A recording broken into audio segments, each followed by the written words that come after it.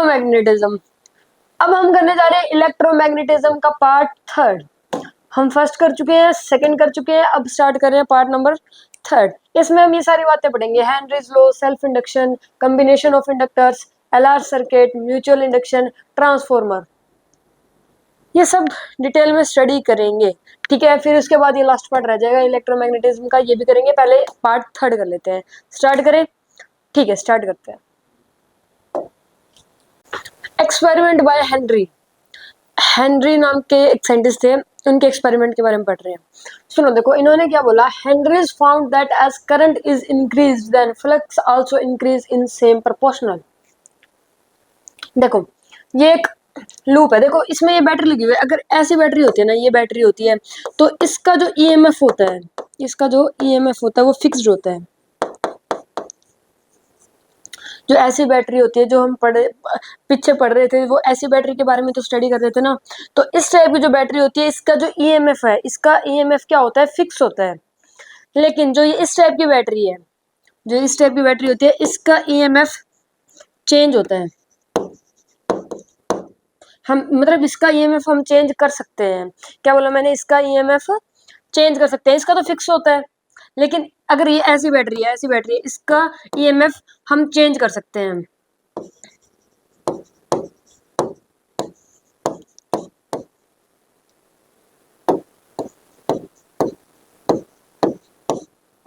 थोड़ी हिंदी भी लिख लेते हैं।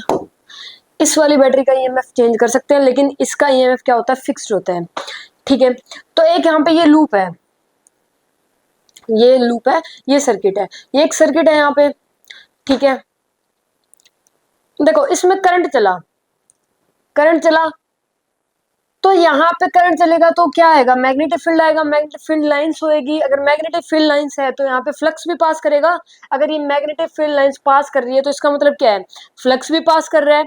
और ये खुद के करंट की वजह से आ रहा है। किसके वजह से आ रहा है, खुद के करंट की वजह से आ रहा है ना। क्या आ रहा है, फ्लक्स, मतलब ये सेल्फ फ्लक्स है। देखो मतलब ये ना, जो हम पहले कर रहे थे वो एक्सटर्नल मैग्नेटिक फील्ड के बारे में बात कर रहे थे। यहाँ पे एक्सटर्नल कुछ भी नहीं है, ये सेल्फ है, मतलब खुद का ही है। ठीक है, खुद के ही फ्लक्स की बात कर रहे हैं, खुद का ही करंट है, खुद का ही मैग्नेटिक फील्ड है।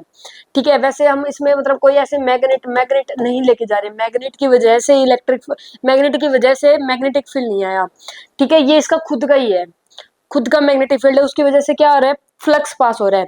इसने क्या बोला कि अगर करंट इंक्रीज कर रहे हैं, अगर मान लो करंट बढ़ा दिया तो इस केस में फ्लक्स भी इंक्रीज होता है। ये हम पहले भी पढ़ चुके हैं, लेकिन इन्होंने क्या बोला कि करंट अगर इंक्रीज कर दें तो फ्लक्स भी इंक्रीज होएगा।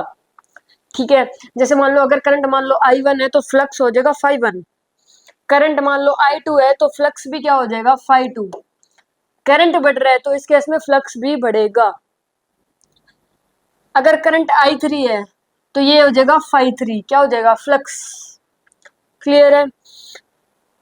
इस हेनरी ने क्या किया कि मान लो इनका रेशो मतलब φ1/I1 equal to φ2/I2 equal to में φ3 में I3 इक्वल टू L होता है। क्या होता है, इक्वल टू L होता है। ये L यहाँ पे कांस्टेंट है। L क्या है यहाँ पे, कांस्टेंट। देखो यहाँ पे कांस्टेंट मतलब कांस्टेंट L है। ये इसने ऐसा बताया कि इनका रेशो L के इक्वल होता है। किसके इक्वल होता है, L के इक्वल होता है। L कांस्टेंट है, this constant is denoted by L। ठीक है, इस L को बोलते हैं कोफिशिएंट ऑफ सेल्फ इंडक्शन बोल लो या सेल्फ इंडक्टेंस बोल लो। ठीक है, दोनों का मतलब एक ही है, कोफिशिएंट ऑफ सेल्फ इंडक्शन बोल लो या फिर सेल्फ इंडक्टेंस बोल लो, मतलब एक ही है। क्लियर है, ये इतनी सारी बातें बताई थी हेनरी ने। ठीक है, आगे बढ़ते हैं। हेनरीज लॉ, यही लो था कि इन्होंने ये बताया था कि जो ये फाई है, मतलब जो करंट और फाई एक दूसरे के डायरेक्टली प्रोपोर्शनल है। अगर करंट बढ़ेगा तो फ्लक्स भी बढ़ेगा, और ये सेल्फ फ्लक्स होता है, मतलब खुद का फ्लक्स, कोई एक्सटर्नल चीज से नहीं आया, किसी और वजह से फ्लक्स नहीं आ रहा। जैसे मैग्नेट पास लेके आ रहे हैं उसकी वजह से मैग्नेटिक फील्ड आता है, उसकी वजह से फ्लक्स आ रहा है, ऐसा कुछ नहीं है। खुद ही करंट है, खुद का ही मैग्नेटिक फील्ड है, और खुद का ही क्या है, फ्लक्स है। खुद के मैग्नेटिक फील्ड से खुद का ही फ्लक्स है। तो यहाँ पे हम सेल्फ फ्लक्स की बात करते हैं। कौन से फ्लक्स की बात करते हैं, सेल्फ फ्लक्स की। इन्होंने क्या बताया कि self flux passing through a loop is directly proportional to the current flowing through it. जो ये सेल्फ फ्लक्स होगा क्या होगा, सेल्फ फ्लक्स क्या होगा, डायरेक्टली प्रोपोर्शनल होगा करंट के। ये था हेनरीज लॉ, ठीक है। और ये जो प्रोपोर्शनली कांस्टेंट हटा के यहाँ पे कांस्टेंट क्या आ गया, एल आ गया। एल क्या होता है, कोफिशिएंट ऑफ सेल्फ इंडक्शन या फिर सेल्फ इंडक्टेंस, ठीक है। तो यहाँ से फाई क्या आ जाएगा, एल ई के इक्वल, ठीक है। L never depends on current, it depends on shape and geometry. ये कभी भी करंट पर डिपेंड नहीं करेगा, क्योंकि करंट पे तो डिपेंड करेगा ही नहीं। करंट बढ़ गया तो ये भी बढ़ जाएगा, ये कम हो गया तो करंट भी कम हो जाएगा, तो करंट पे तो डिपेंड करेगा ही नहीं। ये किस पे डिपेंड करता है, ये डिपेंड करेगा शेप पे। किस किस पे डिपेंड करेगा, ये शेप पे और ज्योमेट्री पे। शेप पे मतलब नंबर ऑफ टर्न्स बोल लो, शेप बोल लो, कैसी भी शेप है। ज्योमेट्री मतलब कितने नंबर ऑफ टर्न्स है, कैसे बनी हुई है, ठीक है। उस केस में ये डिपेंड सिर्फ शेप और ज्योमेट्री पे करता है, करंट पे कोई डिपेंड नहीं करता, डिपेंड नहीं करता। क्लियर है यहाँ तक, ठीक है। अब इसकी यूनिट, एल की यूनिट, एल की यूनिट क्या होती है, 5/I। क्या होती है, 5/I। फाइव की क्या होती है, वेबर। आई की क्या होती है, एम्पियर। और weber by ampere, weber by ampere 1 henry के इक्वल होता है। किसके इक्वल होता है, ये एच का मतलब हेनरी है यहाँ पे। 1 हेनरी किसके इक्वल होता है, वेबर पर एम्पियर। या फिर ऐसे बोलो कि वेबर पर एम्पियर किसके इक्वल होता है, 1 हेनरी के इक्वल होता है। क्लियर है यहाँ तक, ठीक है। अदर यूनिट्स, एक ये 1 mH का मतलब, इसका मतलब होता है मिली हेनरी, है ना, हाँ हेनरी। क्या मतलब होता है 1 mH का, इसका मतलब होता है मिली हेनरी। और जो ये है इसका मतलब होता है माइक्रो,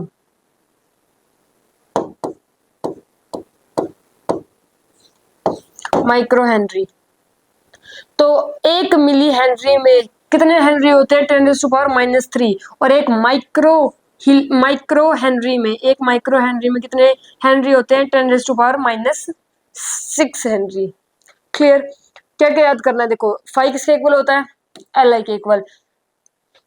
एल नेवर डिपेंड्स, ये डिपेंड नहीं करता करंट पे, किस पे डिपेंड करता है, शेप पे और ज्योमेट्री पे। और क्या इसकी यूनिट, यूनिट क्या है, वेबर पर एम्पियर। एक तो वेबर पर एम्पियर, और ये किसके इक्वल होता है, 1 हेनरी के। 1 मिली हेनरी में कितने हेनरी होते हैं, 10⁻⁻3 हेनरी। और एक 1 माइक्रो हेनरी में कितने हेनरी होते हैं, 10⁻⁻6 Henry.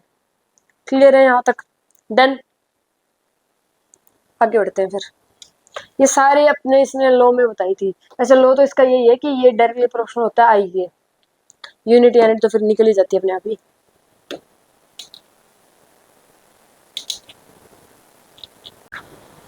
Self inductance of a solenoid, जो इस सोलिनॉइड का सेल्फ इंडक्टेंस होता है उसकी वैल्यू होती है mu naught N square V. क्या होती है, mu naught N square V. V होता है यहाँ पे वॉल्यूम, वी क्या होता है यहाँ पे volume. N number of turns per unit length, क्या होता है, N number of turns per unit length. और म्यू नॉट का मतलब होता है मैग्नेटिक परमेबिलिटी, ठीक है। देखो सबसे पहले सोलिनॉइड, सोलिनॉइड क्या होता है ये हम पढ़ चुके हैं। सोलिनॉइड क्या होता है बताओ, एक नॉन कंडक्टिंग सिलेंडर पर अगर कंडक्टिंग वायर को रैप कर दे कुछ इस तरीके से कि वो बहुत क्लोज हो, तो इसको, इस पूरे सिस्टम को क्या बोलते हैं, सोलिनॉइड बोलते हैं, सोलिनॉइड बोलते हैं, ठीक है। अब इसका सेल्फ इंडक्टेंस कितना होता है, mu naught N square V. कितना होता है, mu naught N square V, ठीक है। ये याद करना, ये आया कहां से, ये मैं बता रहा हूँ, सुनो देखो। ये इसकी लेंथ एल है, ठीक है। सोलिनॉइड के इनसाइड मैग्नेटिक फील्ड की वैल्यू क्या होती है, मुन्नी के बराबर होती है mu naught N I, mu naught N I, ठीक है। फ्लक्स पासिंग थ्रू 1 टन, एक टन में से फ्लक्स कितना पास होता है, बी ए के बराबर, बी ए के बराबर होता है, बी की वैल्यू ये पुट कर दो, बी ए के इक्वल होता है ना, बी की वैल्यू ये पुट कर दी, ए ऐसा दिख रहा है, ये आ गया यहाँ से। टोटल नंबर ऑफ टर्न्स, सुनो देखो, ये यहाँ पे जो ये डिस्टेंस होगी एन होगी, एन होगी ना, मतलब तो इसमें टोटल नंबर ऑफ टर्न्स, मतलब यहाँ पे टर्न्स पूछे तो एन आएगा। यहाँ पे एक इतनी सी जगह में अगर टर्न्स पूछे, नंबर ऑफ टर्न्स पूछे तो एन आ रहा है, लेकिन टोटल पूछे तो कितना आ जाएगा, एन इंटू एल। तो टोटल नंबर्स ऑफ टर्न्स कितना आ जाएगी NL। ठीक है, इसमें क्या करेंगे अब NL में क्या करेंगे, मल्टीप्लाई कर देंगे इससे, किससे मल्टीप्लाई कर देंगे, total flux through solenoid, solenoid में इससे क्या कर देंगे, मल्टीप्लाई कर देंगे, जो ये आया हमारा इससे NL की मल्टीप्लाई कर देंगे, म्यू नॉट NIA इनटू में NL। ठीक है, अब क्या कर रहे हैं, देखो N कितना हो जाएगा, ये N स्क्वायर हो जाएगा, mu naught N square IAL। सुनो अब AL को V लिख सकते हैं, V इक्वल टू A, क्योंकि यही होती है ना length into cross sectional area, V लिख सकते हैं ना। तो यहाँ पे AL को देखो, AL को रिप्लेस कर दिया V से, कर दिया, क्योंकि V यही होती है length into cross sectional area, तो AL को V लिख सकते हैं, V से रिप्लेस कर दिया, तो यहाँ से हमारे पास ये आ रहा है। अब सुनो, अब L निकालने का फॉर्मूला क्या होता है, सेल्फ बाय आई, ये कितना है, इसकी जगह ये पुट कर दो, कर दिया, नीचे क्या आ जाएगा, आई का आई आ जाएगा, आई से आई कैंसिल, तो यहाँ से ये आ जाता है एल का फॉर्मूला, सेल्फ इंडक्टेंस निकालने का फॉर्मूला क्या आ जाता है, mu naught N I sorry mu naught N square V, mu naught N square V. ये किसका फॉर्मूला है, self inductance of solenoid, solenoid के सेल्फ इंडक्टेंस का फॉर्मूला क्या होता है, mu naught N square V, क्या होता है, mu naught N square V. Clear है, डन, बढ़े आगे। सुनो देखो, सेल्फ इंडक्टेंस एल से डिनोट किया जिसे, उसकी वैल्यू कितनी आ रही है, mu naught N square we आ रही है, कितनी आ रही है, किसमें, सोलिनोइड में, कितनी आ रही है, mu naught N square V. तो उसमें एक एनर्जी भी तो होगी, है ना, एनर्जी स्टोर का फॉर्मूला क्या हो जाएगा, हाफ एल आई स्क्वायर। जैसे कैपेसिटर में क्या होता है, हाफ सी वी स्क्वायर होता है, कैपेसिटर में क्या होता है, एनर्जी स्टोर का formula half C V square, तो यहाँ पे हो जाता है हाफ एल आई स्क्वायर, क्या हो जाएगा यहाँ पे, हाफ एल आई स्क्वायर। और एनर्जी डेंसिटी मतलब मैग्नेटिक फील्ड एनर्जी डेंसिटी का फॉर्मूला होता है 1/2 1 म्यू नॉट बी स्क्वायर। ये कहाँ से आया, सुनो देखो, एनर्जी डेंसिटी का फॉर्मूला होता है वॉल्यूम, नहीं, एनर्जी पर वॉल्यूम, क्या होता है, एनर्जी पर वॉल्यूम, ये फॉर्मूला होता है डेंसिटी का, एनर्जी डेंसिटी फाइंड करने का। ठीक है, एनर्जी एनर्जी एनर्जी की वैल्यू कितनी है, half L I square by में वी। ठीक है, L I square, L L L की वैल्यू कितनी है, एल की वैल्यू बताओ, एल की वैल्यू कितनी है, एल की वैल्यू, इस एल की वैल्यू, ये एल की वैल्यू, एल की जगह ये पुट कर दो, half mu naught N square V I square by में वी, वी से वी कैंसिल, यहाँ से क्या आ जाएगा, half mu naught N square I square आ गया। अब इसको ना, जो ये हमारे पास है, इसको म्यू नॉट से डिवाइड और मल्टीप्लाई कर दो, इससे इसको क्या करना है, म्यू नॉट से डिवाइड और मल्टीप्लाई, यहाँ पे करते हैं, हाफ, इसको छोटा ही कर लेते हैं, रुको, छोटा चलो बाद में करेंगे, half mu naught N square I square multiply by mu naught और डिवाइडेड बाय म्यू नॉट कर दिया, तो ये क्या आ जाएगा, हाफ 1 म्यू नॉट इनटू में ये क्या आएगा, N square I square mu naught square, ऐसे ही आएगा, ऐसे ही आएगा, सोल्व कर लो इसे, हाफ, इसको ऐसे लिख सकते हैं, म्यू नॉट एन आई का स्क्वायर, और मुन्नी, ये क्या आ गया हमारे पास, मुन्नी आ गया, म्यू नॉट एन आई आ गया, और ये किसके इक्वल होता है, ये किसकी वैल्यू होती है, बी की वैल्यू होती है, इसकी जगह बी पुट कर सकते हैं, तो 1/2 1 म्यू नॉट बी का स्क्वायर, यही तो है, कर दिया प्रूफ, ये यही है इसमें। ठीक है, यहाँ पे रुको, यहाँ पे एक गड़बड़ थी, यहाँ पे मल्टीप्लाई नहीं कर रखा था बस इसमें, तो यहाँ पे अलग करके दिखा दिया। ठीक है, एनर्जी डेंसिटी, मैग्नेटिक फील्ड में अगर एनर्जी डेंसिटी की बात करें तो उसकी वैल्यू कितनी होती है, 1/2 1 म्यू नॉट बी स्क्वायर, और अगर एनर्जी स्टोर की बात करें तो क्या होती है, half L I square, capacitor में क्या होती है, हाफ सी वी स्क्वायर, यहाँ पे क्या होती है, हाफ एल आई स्क्वायर, और एल की वैल्यू तो पता ही हमें क्या होती है, mu naught N square V. ठीक है, एन, अच्छा ये भी है क्या इसमें, एन एन होता है number of turns per unit length, A होता है क्रॉस सेक्शनल एरिया, एल होती है लेंथ, वी होता है वॉल्यूम, पता ही है तो हमें, क्लियर है। ठीक है, आगे बढ़ते हैं, अरे यार कहाँ चला गया, ये यहाँ मेरी similarity between inductor and capacitors. देखो दोनों में सिमिलैरिटी बता रहे हैं, सिमिलैरिटी तो वैसे कुछ है नहीं, मतलब कंपेयर कर रखा है बस। ठीक है, देखो कैसे कर रखा है। कैपेसिटर, कैपेसिटर में एनर्जी स्टोर का फॉर्मूला क्या होता है, एनर्जी स्टोर का फॉर्मूला कैपेसिटर के केस में होता है हाफ सी बी स्क्वायर। क्या होता है, half C B square. Inductor, inductor में क्या होता है, half L I square. Capacitor में होता है half C B square, inductor में होता है half L I square. Clear. Energy density inside capacitor, capacitor की बात करें एनर्जी डेंसिटी की, तो इसका फॉर्मूला होता है हाफ ई नोट ई स्क्वायर। क्या होता है एनर्जी डेंसिटी का कैपेसिटर, इनसाइड कैपेसिटर क्या होता है, हाफ ई नोट ई स्क्वायर। ठीक है। दूसरी तरफ अगर इंडक्टर में बात करें एनर्जी डेंसिटी की, तो उसका फॉर्मूला होता है 1/2 1/म्यू0 बी स्क्वायर। ठीक है, बस दोनों में ये बातें बता रखी हैं। इसका होता है हाफ सी बी स्क्वायर, इसका होता है हाफ एल आई स्क्वायर, इसका होता है हाफ ई नोट ई स्क्वायर, इसका होता है 1/2 1/म्यू0 बी स्क्वायर। क्लियर है। ये थी इंडक्टर के बारे में, ये थी कैपेसिटर के बारे में।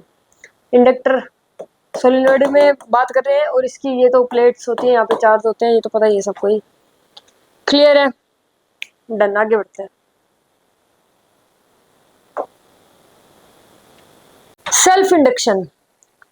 देखो सेल्फ इंडक्शन, ये थोड़ी जो डेफिनेशन है ये जाने पहचानी लग रही होगी, क्योंकि हम ये पहले पढ़ चुके हैं, फैराडेज ने दी थी फर्स्ट लॉ उसका। सुनो देखो फर्क क्या है उन दोनों में, फैराडे और इसमें सेल्फ इंडक्शन, इन दोनों में फर्क क्या है देखना ध्यान से सुनना। पहले डेफिनेशन पढ़ देते हैं।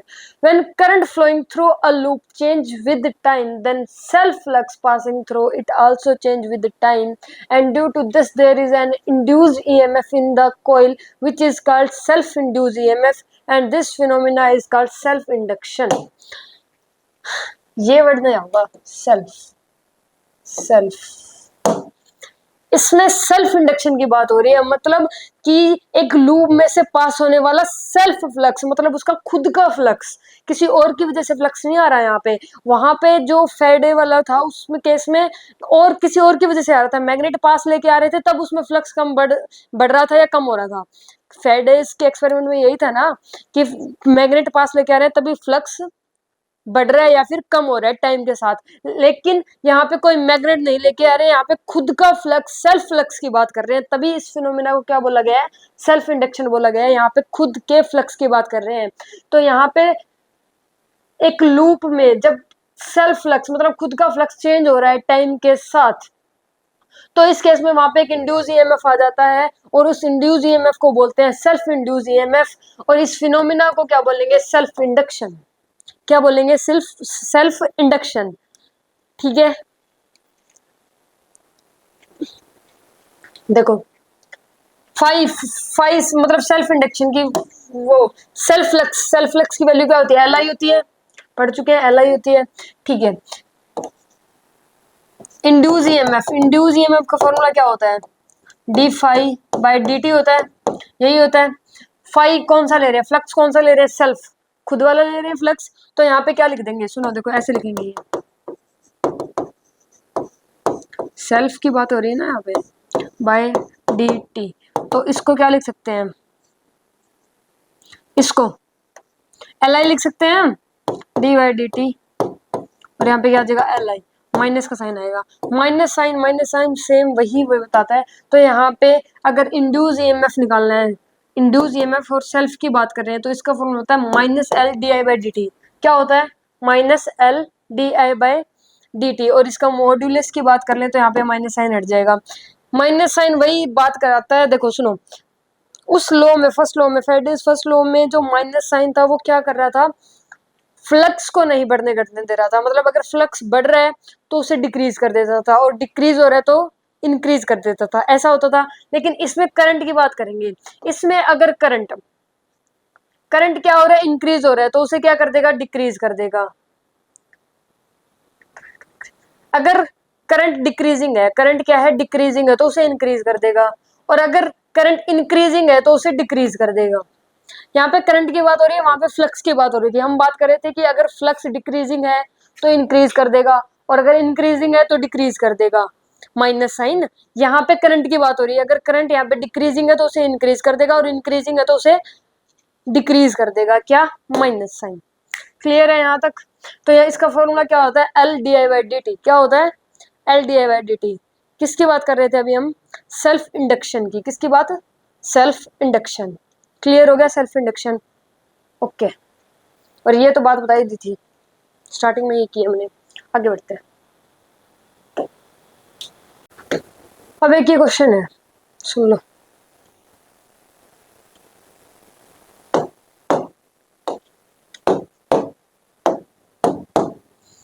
देखो एल की वैल्यू गिवन है, ठीक है, आई की वैल्यू गिवन है। क्या बताना है, इंड्यूस ईएमएफ बताना है टी इक्वल टू 1 पे। कहाँ पे, टी इक्वल टू 1 पे इंड्यूस ईएमएफ बताना है। ठीक है, बताते हैं। फॉर्मूला क्या है, फॉर्मूला क्या होता है बताओ। ई इंड्यूस निकालने का फॉर्मूला क्या होता है, minus L I, sorry, minus L D I by d T. यही होता है फॉर्मूला, यही होता है, फाइंड करते हैं।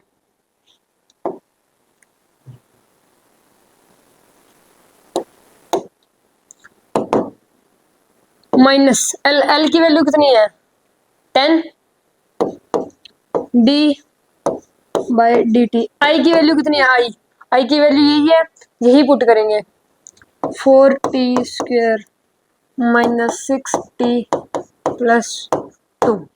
ठीक है, डिफ्रेंशिएट कर दे इसे, माइनस 10, तो ये क्या आ जाएगा 8 80 माइनस 6 माइनस 80t माइनस 60, ये आ गया हमारे पास। ये तो आ गई ई इंड्यूस की वैल्यू, ई इंड्यूस की वैल्यू आ गई, मतलब इंड्यूस ईएमएफ की वैल्यू आ गई। हमें टी इक्वल टू 1 पे चाहिए, तो इसमें टी में क्या पुट कर देंगे, 1 पुट कर देंगे, तो माइनस 80 माइनस 60 कितना बनेगा, ये माइनस का 140, कितना बन रहा है, माइनस का 140 वोल्ट।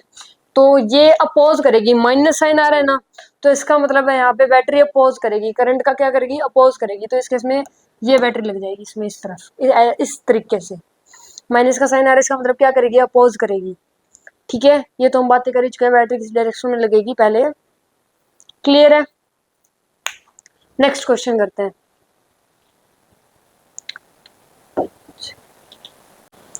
ये क्वेश्चन है, ठीक है, सेम ई इंड्यूस की वैल्यू फाइंड करनी है, कहां पे, टी इक्वल टू 1 पे। करते हैं, minus L D I by d T, यही करेंगे। एल की वैल्यू कितनी गिवन है, एल की वैल्यू, एल की वैल्यू हमारे पास 4, कितनी है 4, वैल्यू कितनी गिवन है 4, माइनस का 4 डी बाई डी टी। आई की जगह जो आई की वैल्यू वो पुट करें, तो ये क्या है, minus 4t square plus 2t minus का 2, यही है। करते हैं इसको, डिफरेंशिएट करते हैं, माइनस 4, ये क्या आ जाएगा, माइनस का 80 प्लस का 2, यही आएगा। ये आ जाएगा हमारे पास माइनस का 32t माइनस का 8। टी इक्वल टू 1 पे चाहिए, तो टी इक्वल टू 1 पे चाहिए, तो माइनस 32 माइनस 8, ये आएगा माइनस का 40। इसका मतलब यहाँ पे भी ये क्या करेगी, यहाँ पे भी अपोज ही करेगी, तो इसमें भी बैटरी ऐसे ही लगेगी। क्लियर है, हो जाएंगे इस टाइप के क्वेश्चन, यही तो करना है, यही तो लगाना है बस। चले आगे, ठीक है, आगे बढ़ते हैं। सुनो देखो, अब ये क्वेश्चन है, ध्यान से सुनना। देखो पहले तो इसकी वैल्यू एक तो दे रखी है प्लस 1000 एम्पियर पर सेकंड, एक तरह के माइनस 1000 एम्पियर पर सेकंड, ये बताना है, वी ए माइनस बी भी बताना है। सुनो देखो कैसे करेंगे, पहले इसकी ए की बात करते हैं, ए की वजह से ये बताएंगे पहले, ठीक है।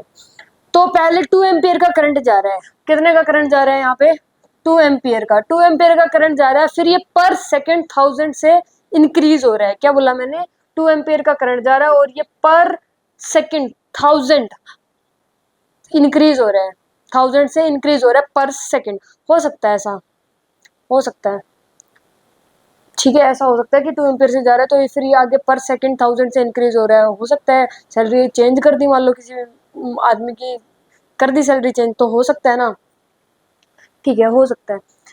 तो क्या हो रहा है यहाँ पे, पर 1000 इंक्रीज हो रहा है, पर 1000 इंक्रीज हो रहा है, ठीक है। तो ये देखो यहाँ से जा रहा है इंक्रीज होगा तो यहाँ पे एक बैटरी लग जाएगी, बैटरी कैसे लगेगी, अपोज करेगी ना बैटरी इसका, तो ऐसे लगेगी बैटरी, दोनों के दोनों में बैटरी ऐसे ही लगेगी, क्योंकि ये इंक्रीज कर रहा है, हमें डिक्रीज करना है, क्योंकि इंक्रीज बढ़ता जाएगा तो यहाँ पे ये बैटरी क्या करेगी, बढ़ता है तो बढ़ने नहीं देगा, यही तो था ना लेंस लॉ की, बढ़ना है तो बढ़ने नहीं दूंगा, तो यहाँ पे ये बढ़ रहा है लेकिन ये बढ़ने नहीं देगा, तो इस केस में बैटरी ऐसे लगेगी ताकि इसका ये क्या कर सके, अपोज कर सके, यहाँ पे भी ऐसे लगेगी ताकि अपोज कर सकते, ठीक है। यहाँ पे क्या आएगी, minus L D I by d T, मतलब ये 2 है, ये मिली हेनरी में है, हेनरी में करेंगे -3 इंटू में टी, तो यहाँ पे 10⁻3, तो ये कितना आ जाएगा 2 वोल्ट, 2 वोल्ट की बैटरी लग जाएगी भाई यहाँ पे।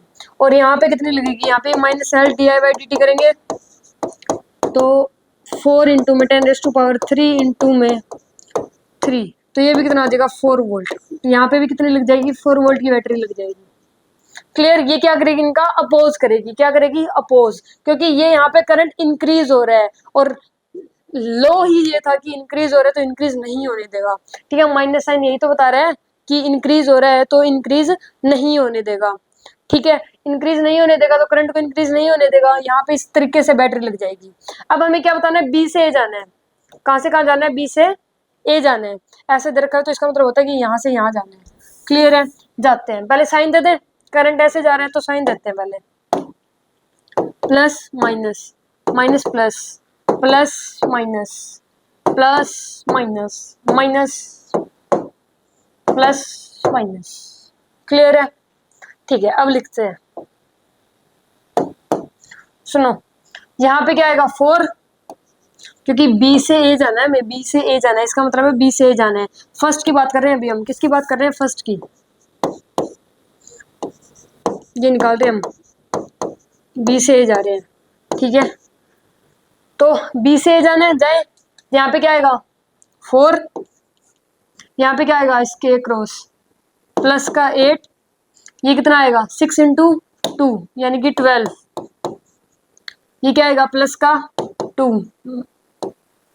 माइनस का 10 और ये क्या आ जाएगा प्लस का 8, सोल्व करो इसे, क्या आएगा ये 12 और 4 16, 16 और 2 18, 18 और 16 34, 34 माइनस 10, 34 माइनस 10 कितना हो जाएगा 24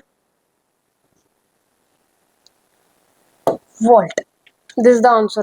इसका आंसर ये है कि अगर 100 से इंक्रीज हो रहा है पर सेकंड, 100 से सॉरी पर सेकंड 1000 से इंक्रीज हो रहा है अगर ये 2 एम्पियर का करंट, तो इस केस में से बी, ये हम फाइंड कर रहे हैं बी ए माइनस बी भी फाइंड कर रहे हैं, तो इस केस में इसका आंसर क्या है 24 वोल्ट, क्लियर है यहाँ तक, ओके। अब ये माइनस की बात कर रहे हैं कि करंट जा रहा है 2 एम्पियर से और ये पर सेकंड 1000 से क्या हो रहा है, डिक्रीज हो रहा है, पर सेकंड क्या हो रहा है 1000 से डिक्रीज हो रहा है, डिक्रीज हो रहा है तो डिक्रीज भी नहीं होने देगा, मतलब क्या करना है, अब ये इसकी हेल्प करेगा, कैसे हेल्प करेगा, सुनो देखो,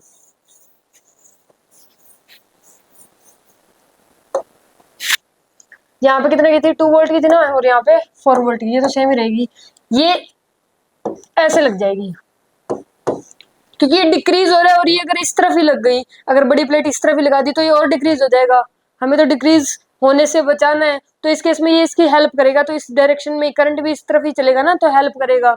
अगर ऐसे लगा देते, ऐसे बैटरी लगा दी मान लो, तो ये तो अपोज करेगा, हमें इसकी हेल्प करनी है तो ऐसे बैटरी लगेगी, बैटरी ऐसे लगेगी, मानते हो, ठीक है, साइन दे लो एक बार और फिर से,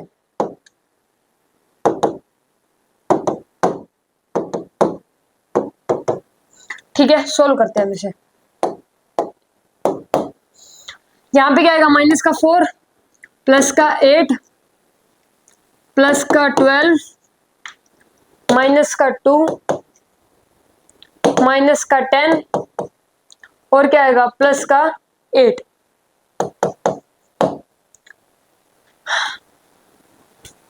8 और 8 16, 10 और 2 12, 12 और 4 16, तो ये तो सारे कैंसिल ही हो जाएंगे क्योंकि प्लस का 16 माइनस का 16 कैंसिल, आंसर आएगा 12 वोल्ट। तो ये बी पार्ट की वजह से फाइंड किया था हमने, बी पार्ट की वजह से V A minus V B की वैल्यू कितनी आ रही है, 12 वोल्ट। इसका मतलब ये होता है कि हम बी से ए जा रहे हैं, कहाँ से कहाँ जा रहे हैं, बी से ए जा रहे हैं, ए से बी ना चल जाना क्योंकि फिर तो आंसर साइन चेंज हो जाएंगे, तो आंसर में चेंज आ जाएगा। कहाँ से कहाँ जाना होता है, बी से ए जाना होता है, ठीक है। तो इस टाइप के क्वेश्चन हो जाएंगे, क्लियर है। नेक्स्ट क्वेश्चन पे पहुंचते हैं। Series combination of inductors. देखो इंडक्टर्स की बात कर रहे हैं, सीरीज कॉम्बिनेशन। सुनो पहले रेजिस्टेंस हमने पढ़ रखा है, रेजिस्टेंस में क्या होता है, मान लो दो रेजिस्टेंस है, ठीक है, और वो किस में कनेक्टेड है, सीरीज में कनेक्टेड है। तो उसमें जब हम आर इफेक्टिव निकालते हैं तो कैसे निकालते हैं, R1 प्लस R2 करके, R1 प्लस R2 करके, वहां से क्या आ जाता है हमारे पास, आर इफेक्टिव आ जाता है। यहाँ पे एल इफेक्टिव निकालना है, मतलब अगर इंडक्टर सीरीज में कनेक्टेड है तो इस केस में भी रेजिस्टेंस की तरह ही होता है, वहां पे R1 प्लस R2 करते हैं, यहाँ पे L1 प्लस L2 कर देंगे। क्या कर देंगे यहाँ पे, L1 प्लस L2। सीरीज में अगर दो इंडक्टर्स कनेक्टेड है और उनका इफेक्टिव निकालने के लिए बोला गया है तो उस केस में क्या करते हैं, L1 प्लस L2 कर देते हैं। समझ में आ गया। और आई करंट क्या रहता है, सेम ही रहता है, इसमें से जितना जाएगा इसमें से भी तो उतना ही जाएगा, करंट क्या रहेगा, हमेशा ही सेम रहेगा। इंडक्टर सीरीज में कनेक्टेड है तो उसमें करंट क्या रहेगा, सेम रहेगा। इसके अक्रॉस पोटेंशियल और इसके अक्रॉस पोटेंशियल की रेशियो की बात करें, इन दोनों के अक्रॉस पोटेंशियल डिफरेंस के रेशियो की अगर बात करें तो वो किसके इक्वल होता है, वो इक्वल होता है L1 बाय L2 के। इसके क्रॉस पोटेंशियल, इसके क्रॉस पोटेंशियल दोनों के रेशियो की अगर हम बात करें तो वो इक्वल होता है L1 बाय L2 के। L1 का पोटेंशियल, L2 का पोटेंशियल, दोनों के रेशियो की बात करें तो ये इक्वल होता है L1 बाय L2 के। और अगर मान लो एनर्जी स्टोर की बात करें, एनर्जी स्टोर के रेशियो की बात करें, दोनों के एनर्जी स्टोर रेशियो की बात करें तो वो भी L1 बाय L2 के इक्वल होता है, ठीक है। और ये बात किस में कर रहे हैं हम, सीरीज कॉम्बिनेशन में। सीरीज कॉम्बिनेशन में क्या होता है, अगर इफेक्टिव निकालना है तो L1 प्लस L2 कर दो, ठीक है, आई सेम रहता है। दोनों के अक्रॉस पोटेंशियल डिफरेंस का रेशियो L1 और L2 के रेशियो के इक्वल होता है, और यहाँ पे एनर्जी स्टोर का रेशियो भी L1 बाय L2 के इक्वल होता है, क्लियर है।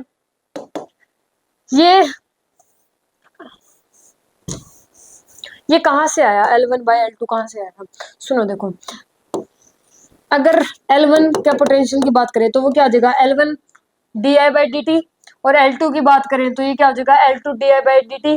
ऐसे ही हो जाएगा, दोनों का रेशियो ले लो, दोनों का रेशियो लोगे तो इससे ये कैंसिल हो जाएगा, तो यहाँ से ये क्या आ जाएगा, L1 बाय L2 क्या आ जाएगा, this upon this equal to this upon this, ऐसा आ जाएगा, ठीक है।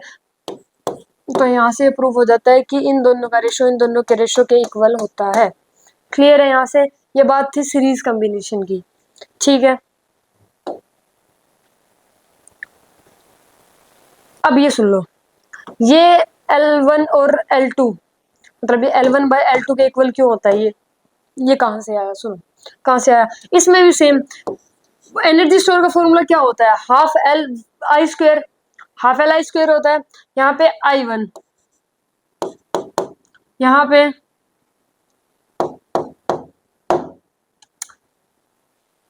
L1, यहाँ पे L2, ये होता है हाफ एल आई स्क्वायर और ये होता है हाफ एल आई स्क्वायर। किसकी बात कर रहे हैं, एनर्जी स्टोर की। इंडक्टर में एनर्जी स्टोर का फॉर्मूला क्या होता है, हाफ एल आई स्क्वायर, ठीक है।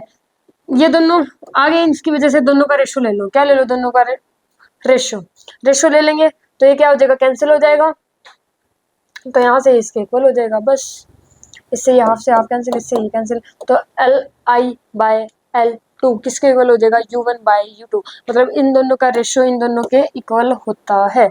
कहाँ से होता है ये बता दिया, क्लियर है। आगे बढ़ते हैं, पैरेलल कॉम्बिनेशन ऑफ इंडक्टर्स।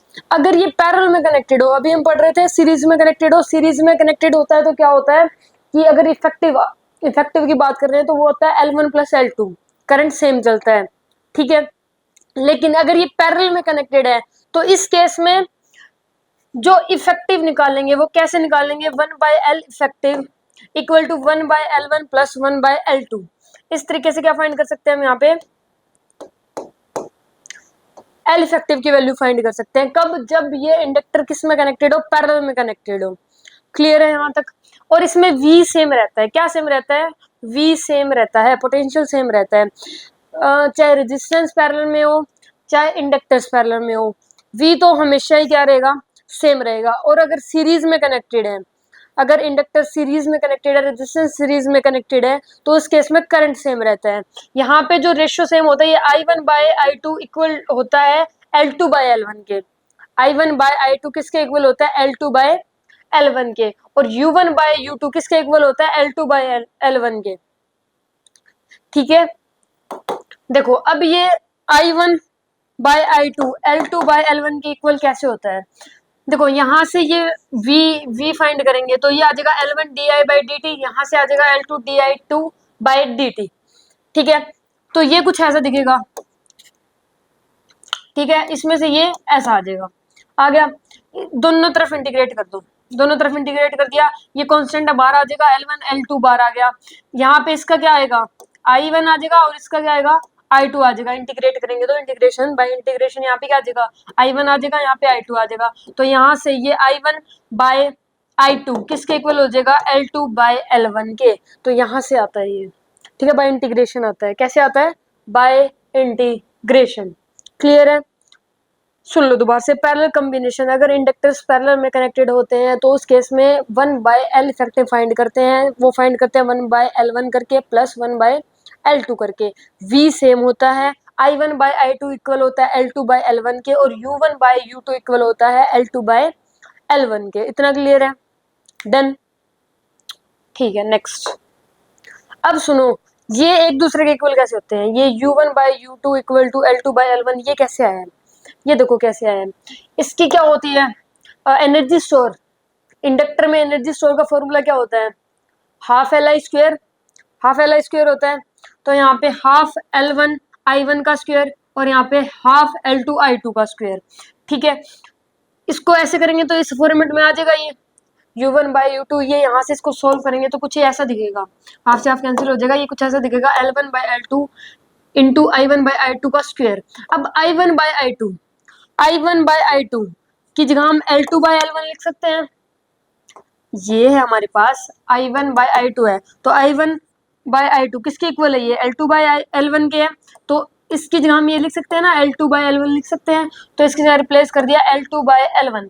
तो यहाँ से एक कैंसिल हो जाएगा, एक से एक कैंसिल हो जाएगा, एक एक बच जाएंगे, तो यहाँ से इक्वल आ जाएगा। तो यहाँ से ये आ जाता है U1/U2 इक्वल टू L2/L1। तो यहाँ से ये प्रूफ भी हो जाता है इसका। क्लियर है, ये बातें समझ में आ गई। ठीक है, आगे बढ़ते हैं।